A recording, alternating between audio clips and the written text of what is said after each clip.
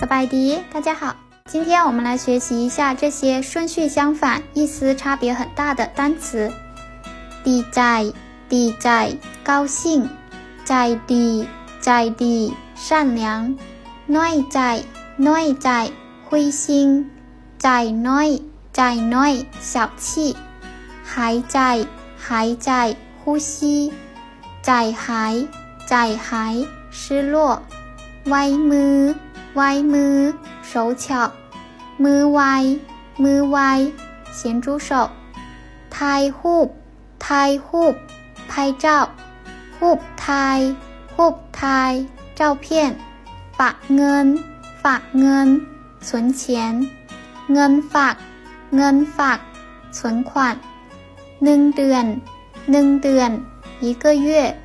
เดือนหนึ่งเดือนหนึ่ง一月ครึ่งโลครึ่งโล半公斤โลครึ่งโลครึ่ง1公斤半ความหมายความหมาย意义หมายความหมายความ意思是